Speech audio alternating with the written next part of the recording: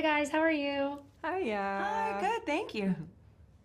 To start, I've been asking this question all day because I do think it's very interesting that, we are using a translation. Well, we're not, but like throughout the day, I've been using a translation technology to talk to people, Mm.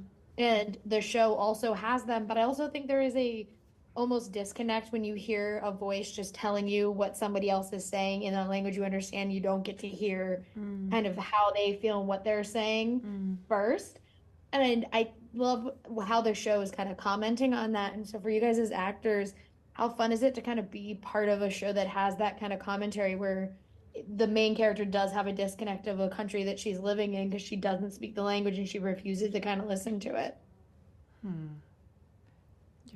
Yeah, no, that's a great question too. As someone that doesn't speak Japanese natively, I think I can definitely relate to that. And it's kind of a testament about how wonderful language is, but how isolating it can be too if you don't try to understand. Because there is something to being able to talk to someone without having a third party in your ear in sort of a monotone way.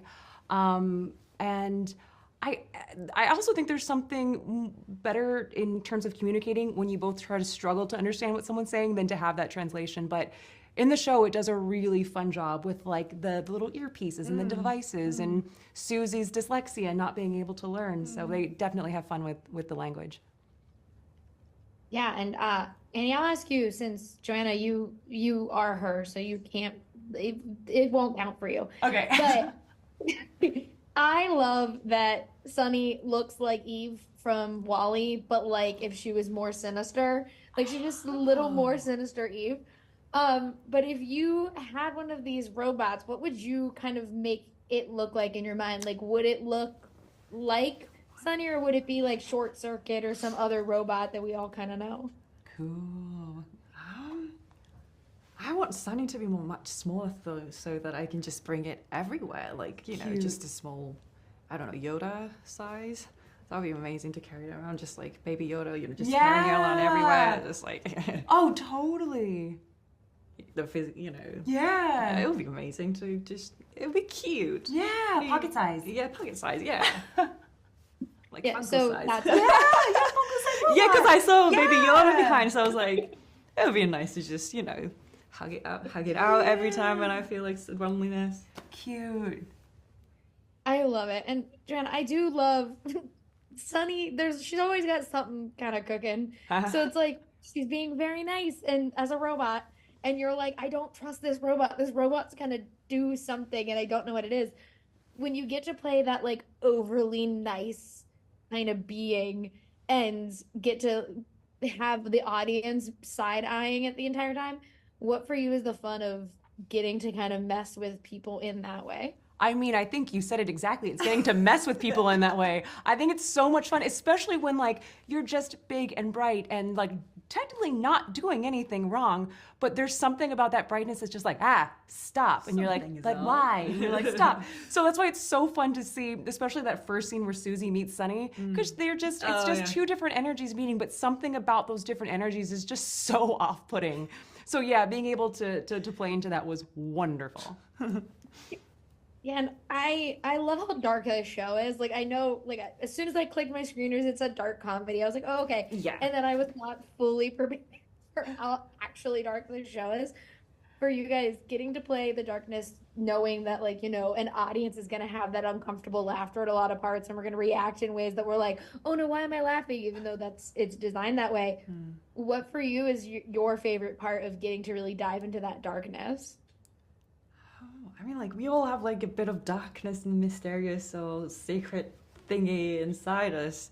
For Mixie, well, I can't really say much about, like, no, I can't say anything about her, but it was really fun to keep secret in me, there's gonna be a plot twist to it.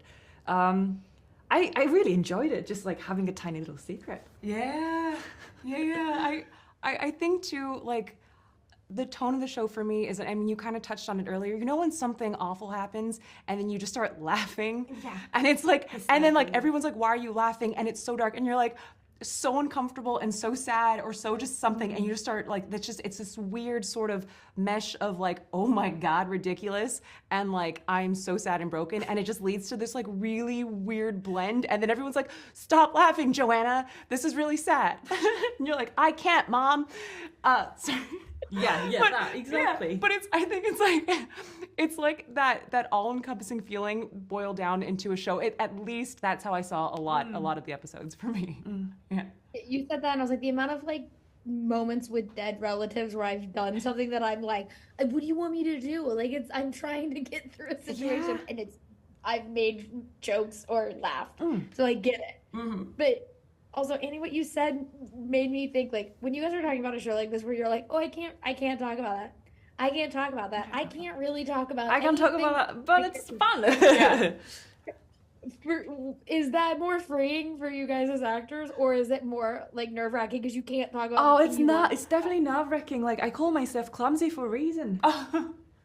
I just can't keep a secret. I just tell everything to everyone. So it's incredibly hard. Yeah, it's really tough. I'm really trying right now. Not yeah, to say no, anything. you're doing great, by the way. So many times I'm like, did I just say something? Yeah, I was like, I'm like, just speak through it, girl. Yeah. You're doing just fine. They'll never know. Yeah. But yeah, I think I completely agree with you. It's almost harder to be like, well, tune in and find out than just actually explaining whatever it is. So yeah, that's a great question. Listen, as the journalist, I get it because we all sit over here like, what can I ask you that you're allowed to talk about that I can then use? Sure. For our last question though, I do, I introduced Rashida to my cat because I'm a big old Parks and Rec fan, and my cat's Me named too. Ben Wyatt. Same. Oh. And so I love having her in this show that is so dark because I'm like, that's Ann Perkins. When you guys do get cast in something like this, does it make you happy to be like, ooh, they think I can be that dark energy that this comedy needs? It was a dream come true. Like, I'm obsessed with the Rashida Jones. Oh yeah. I mean, yeah, it, to the point where I just got, when she had a bob hair, like, a while back, like, because I was possessed with her, I got exactly the same haircut as Rashida Jones. They're, like, hoping to become Rashida Jones, and it's just a dream come true, really. She's the nicest, kindest person. Yeah, she was fantastic to work with too, and then to be able to be a character in like Susie's It's just, dark journey was, yeah. I learned a lot from her. Yeah. Oh, I love this show so much. I can't wait for everyone to get to see it. Before I leave, Joanna, I posted that I was doing these interviews, and Christina Ariel was like, tell Joanna I said hi. And I Oh was my like, god! Oh my gosh, please tell her I said hi, that's fantastic. I will. But thank you guys so much for talking with me, and I can't wait for everyone to get to see the show. Thank you so much. Thank you so much, it was lovely meeting you. Nice meeting you.